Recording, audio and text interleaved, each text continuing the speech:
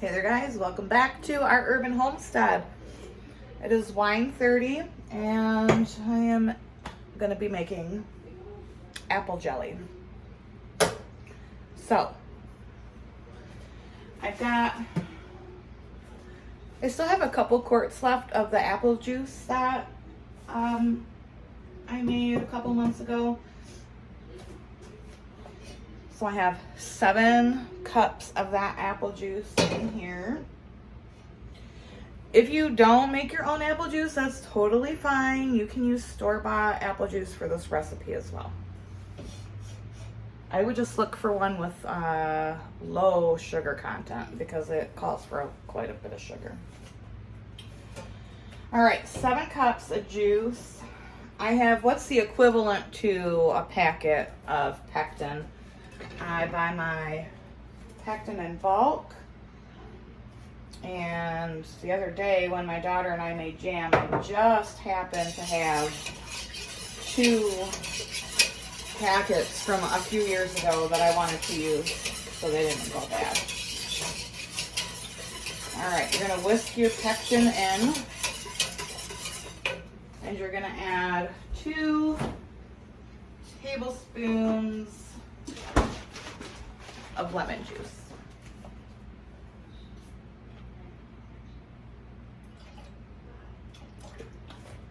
Close enough. This is a water bath canning recipe. Hold on to your hats because it's a lot of sugar, y'all. 9 cups of sugar. I know. It's not that shocking if you've ever made jams or jellies before. It takes a lot of sugar. If you have to watch your sugar, they do make low sugar pectin, so feel free to look into that.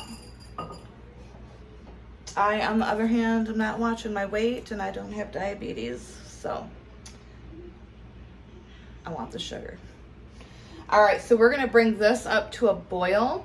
And once it boils, we're gonna let it boil for exactly 1 minute and I'll be back.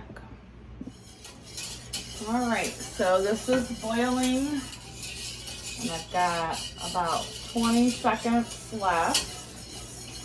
And then we'll add the sugar in. My jars are ready, they're in the canner back there.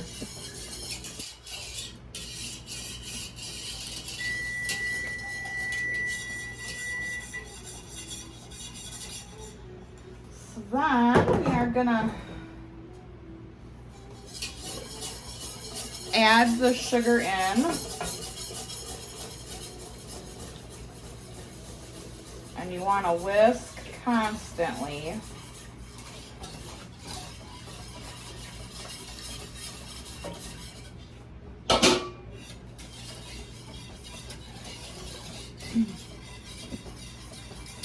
We're gonna turn the heat up. Oh, that's gonna, look at that, it's gonna be a gorgeous color jelly. We're gonna turn the heat up to high.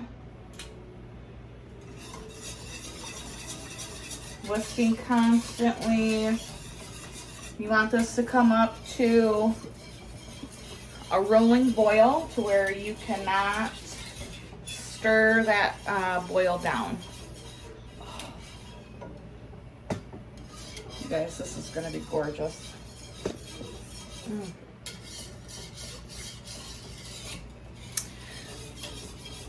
So bring it up to a boil until you can no longer, like you can't stir the boil out, and then you'll stir for 1 minute with that high rolling boil, and I'll be back to show you what that looks like. Okay, so we are at a rolling boil that we cannot stir down. I didn't set my timer. Oh no. So, 1 minute. Ooh, that's hot. You just want to keep stirring it till that timer goes off. That's how you get the big mussels. Again, I know I touched on this in the jam video, but doing those steps is very important if you want your jellies and jams to set. Pectin always goes in first and then the sugar. If it doesn't set all the way, now you really want to give jams and jellies, some of them, especially if you don't use pectin, some of them can take, like pepper jelly, that stuff can take like a week to set. And if it doesn't, all right, we're gonna turn the heat off.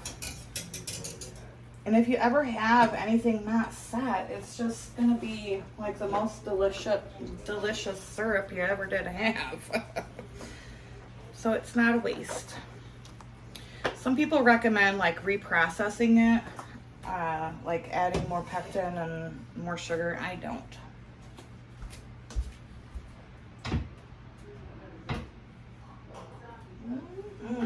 Smells good. All right.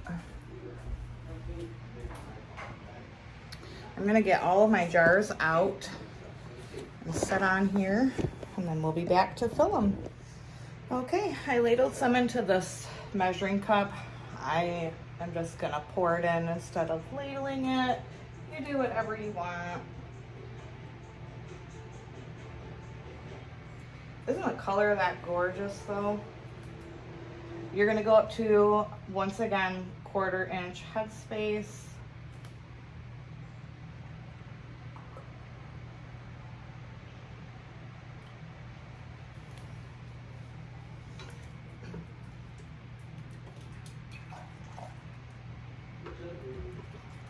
So before canning or pouring them into the jars, this would be the point where you would want to skim off any foam. But as you can see, mine does not have any. So, and I mean, what little tiny amount there is, it does not bother me.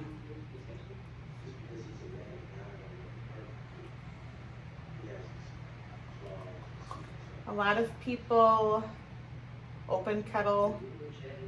I open kettle many things, but for the sake of new canners who come to my channel, I want to show you the correct way to do it. And then as you get more comfortable in the canning process, you will figure out things that you feel are safe to open kettle, such as salsas, jellies, and jams.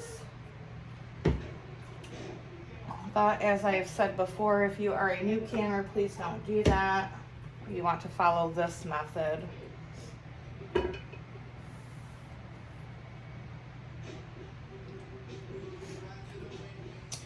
Looks like liquid lovin'. Looks like honey. If it wasn't so dang hot, I would taste it. But I mean, who are we kidding? We know it's gonna be delicious, right?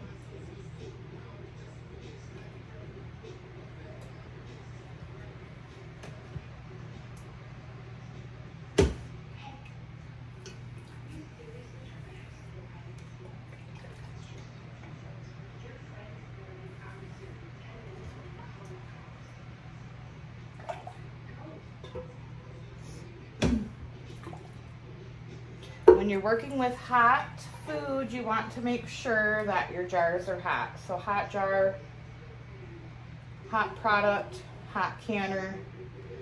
If you are cold canning or raw packing something, you want to make sure that it is cold jars, cold product, cold canner. All right. Now I'm just gonna go through, wipe all of these, put the lids and rings on. Oh my word, those are hot.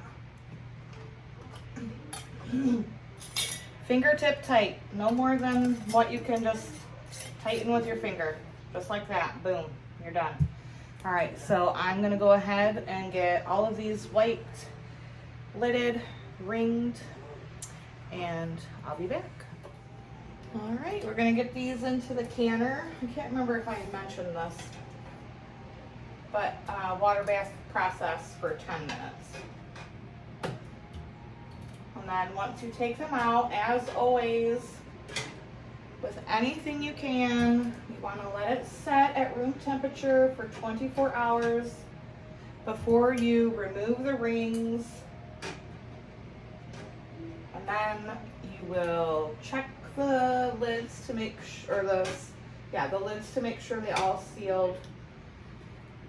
Give them a nice little wash. Put them on your pantry shelf.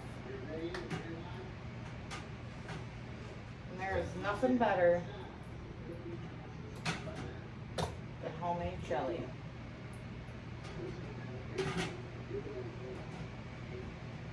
This one doesn't want to fit, so I guess this one wants to go in our fridge.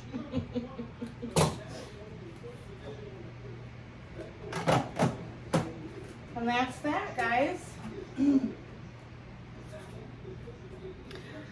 As always, thanks so much for watching. I've got to clean up my mess for dinner tonight. Since it's so hot, I just threw a couple of pork loin steaks into the crock pot, seasoned them, threw a can of cream of mushroom on them, and we're having that with rice. So, cleaning up my mess, getting the rice going, and yeah. Till next time, friends, I will see you later. Bye-bye.